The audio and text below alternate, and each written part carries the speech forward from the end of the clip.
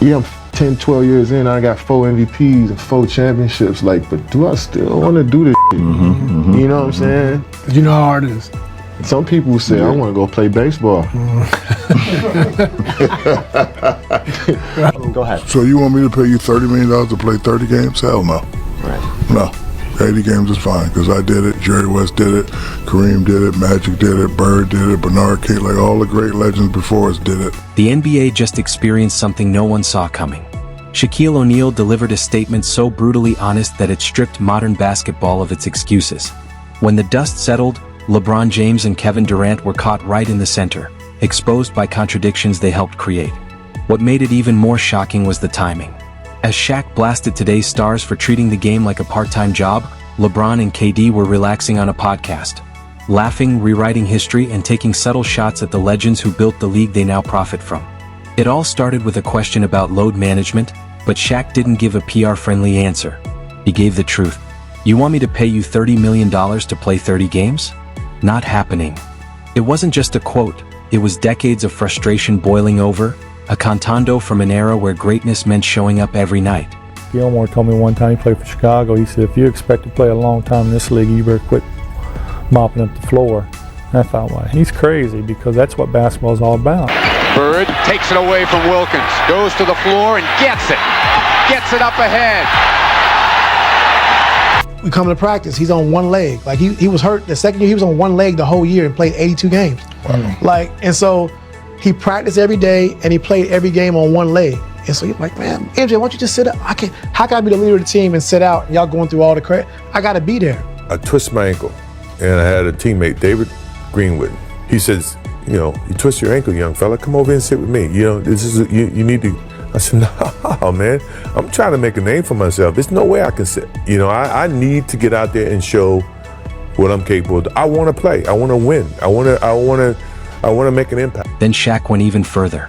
He started naming the men who built the NBA from nothing. Jerry West played through injuries that would sideline modern stars for months. Kareem Abdul-Jabbar battled through entire seasons with training methods and equipment that look ancient compared to what players have today. Magic Johnson and Larry Bird sacrificed their bodies night after night, all while earning salaries that some bench players now make in a single year. Those legends didn't just play the game, they transformed it into a global empire. They built the audience, the money, and the platform that now allows players to earn more in one season than those icons made in their entire careers. So when Shaq was asked if the NBA season has too many games, his response was ruthless in its simplicity. No, if we had to do it, then they have to do it too. This rest stuff just drives me crazy. You're playing basketball for a living, okay? I understand if you're working in a coal mine that you may need a rest day after it. You're playing basketball. The message couldn't have been clearer. Stop crying about generational money to play a game a few nights a week. The old guard endured savage physical play, primitive medical care, exhausting travel, cramped economy seats, and laughable paychecks. And yet they showed up every night. No excuses, no press conferences. No acting like doing their job was some noble act of self-sacrifice. But the modern NBA wasn't ready to hear that. Draymond Green fired back almost instantly, defending a culture where healthy stars sitting out has somehow become normal. Austin Rivers followed with the predictable deflection when the topic of minimum games came up. Played? He laughed. That's ridiculous. The older guys played every game. That's cool. Now they've got bad knees. There was the Shield. Fear disguised as wisdom. Today's millionaires hide behind body protection as justification for skipping games, while fans empty their wallets hoping to see the stars they paid for. As if making $50 million a year means you should be treated like an endangered species. Then Nikola Jokic took it a step further, practically admitting that being required to compete feels unfair. Definitely forcing players to play, he said, hinting the league wants it, but not him. Translation: he doesn't want to be on the floor unless the conditions feel perfect. This is exactly what Shaq is calling out, an entitlement epidemic. Players complain about workload while signing contracts large enough to bankroll small countries. The average NBA salary has crossed 8 figures. Max deals are pushing $60 million a year. And still, guys sit out because they're tired from playing a game 3 days ago. Meanwhile, working people buy overpriced tickets only to discover their favorite player is load managing while perfectly healthy. And this is where it really gets wild. I mean, definitely forcing players to play. We saw what happened with Joel But it's something that probably league wants to. I don't know. The irony couldn't be louder. Shaq was calling out modern softness, and at the exact same time, LeBron James was hosting Mind the Game with Kevin Durant and Steve Nash, choosing that moment to take quiet shots at Michael Jordan's legacy. Durant started reflecting on the mental toll of sustained greatness. 10, 12 years in, for MVPs, for championships, and you still wake up asking yourself if you even want to keep going. He joked about players wanting to walk away, try something else, then come back refreshed. And that's when the camera caught LeBron's face. The smirk, the knowing laugh. Nothing accidental about it. The message was clear. They were drawing a line between Jordan stepping away to play baseball and LeBron's uninterrupted run, subtly reframing longevity as more impressive than peak dominance. Then LeBron said the quiet part out loud. It's just basketball. At the end of the day, it's just basketball. Let that sink in. Because for the generation Shaq was defending, it was never just basketball. It was responsibility. It was obligation. It was showing up no matter how you felt. And in that single sentence, LeBron unintentionally confirmed exactly what Shaq was criticizing. The mindset shift from duty to convenience, from obsession to comfort. But you have to really play hard. Does that hurt you physically? No, because when I play hard all the time. You know, there's no turn it on here, turn it off here. It's just 110% at all times. So have a long career, that's the goal, to be in the league for 20 years. I tell you, that's the goal. You know, it's all about winning championships and winning. And it's just basketball. At the end of the day, it's just basketball. This is a man the game lifted from an Akron kid into a billionaire with global influence. Basketball gave him everything: money, power, legacy, and he brushed it off like it was just a pastime. Michael Jordan never spoke that way. When Jordan talked about the game, he talked about giving 110% every single night. Because for him, basketball wasn't a paycheck or a branding tool. It was his identity, his obsession. The reason he got up every morning. LeBron kept going, subtly chipping away at Jordan's era. He argued that the triangle offense wouldn't survive today, that modern basketball is too advanced. He claimed his generation faced tougher competition, more complex schemes, and superior athletes. Then came the real tell. LeBron questioned why championships matter so much in basketball debates. "I don't know why it's the end-all," he said. And coming from someone who built super teams in Miami, recruited stars back to Cleveland, and left for the Lakers when things got uncomfortable, that line hits different. Why downplay rings now? The answer is simple. He knows he'll never catch Michael Jordan's 6. So the standard has to change. Winning when it matters most gets replaced with longevity. Dominance gets traded for durability. Peak greatness gives way to stacked stats and extended careers. And that shift, more than anything, is what this whole argument is really about. All right, Laker Nerd asks, why is the triangle offense less utilized in today's game? To try to run the triangle offense right now, it'd be very challenging, just because how the game is played and also how defense is covering. 10 to shoot. Jake going right to the rack. No defensive communication. Larry Bird once told a story that perfectly captures the old school mindset. Artist Gilmore warned him, "If you want to last in this league, stop diving for every loose ball."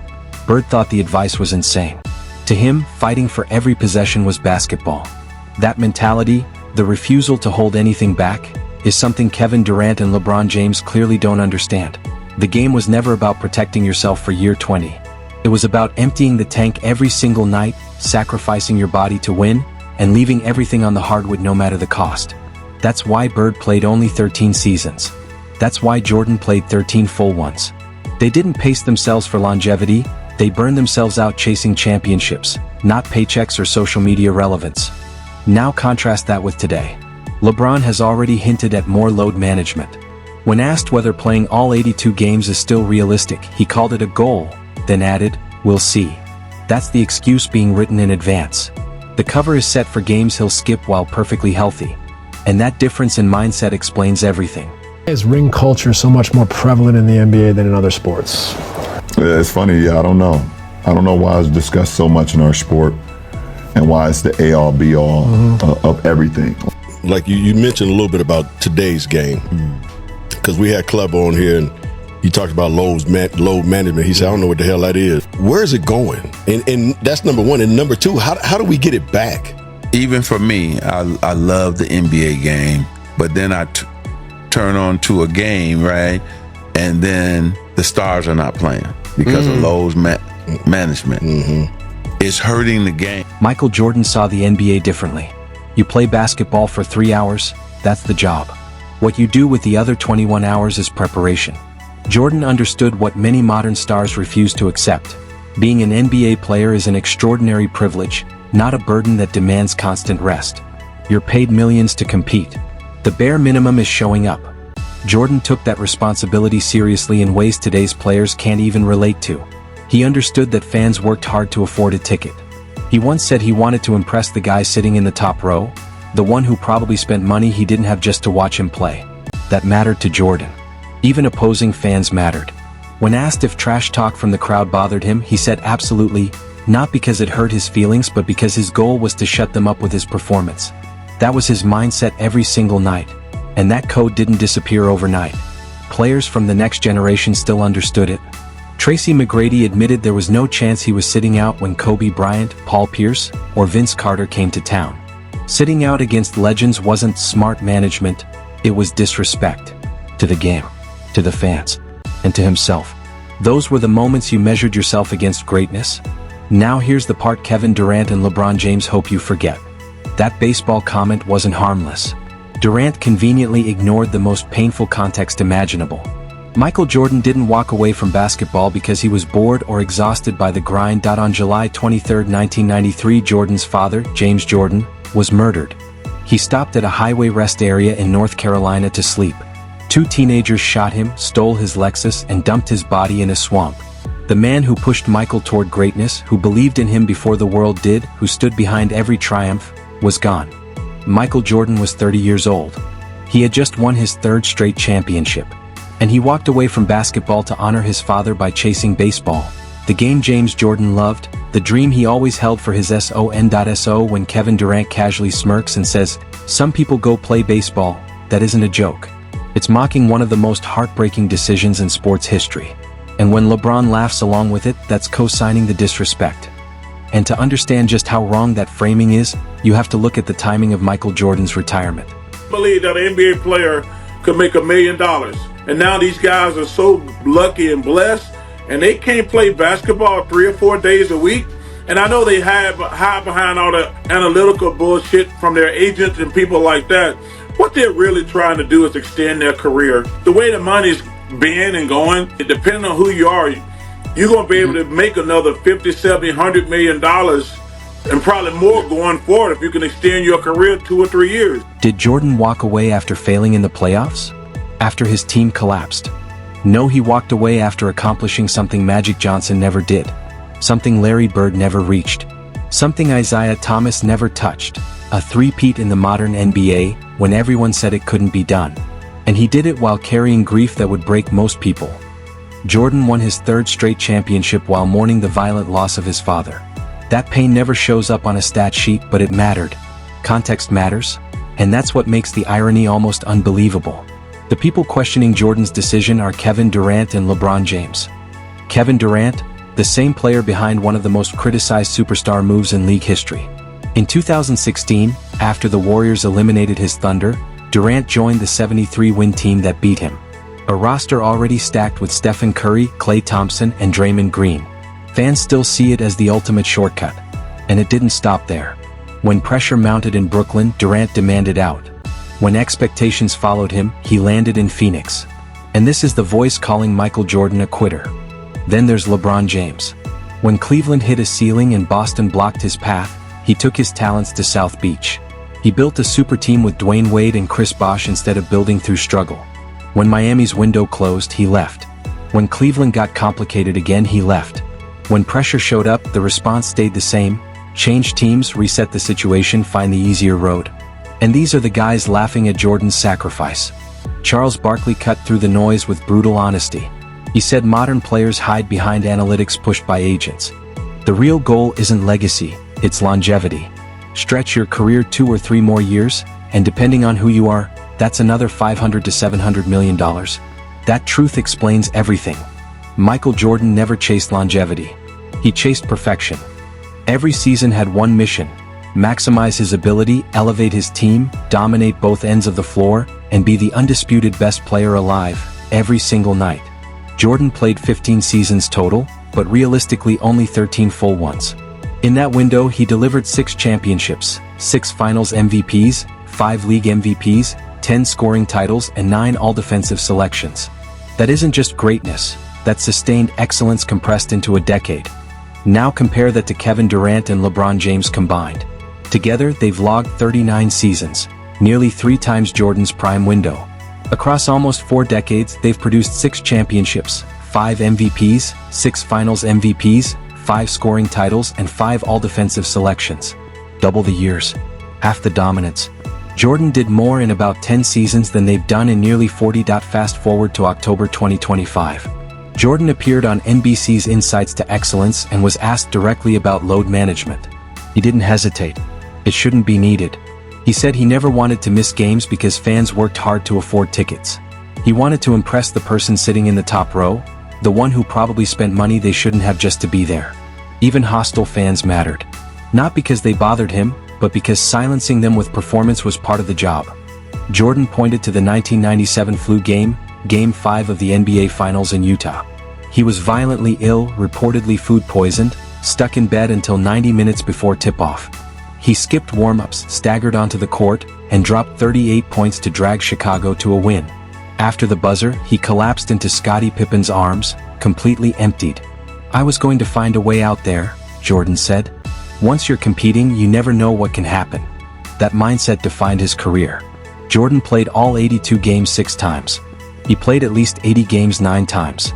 He dipped below that only because of injury, retirement timing, or age. Showing up wasn't optional. It was the job. Eventually, the NBA had to step in because load management spiraled out of control.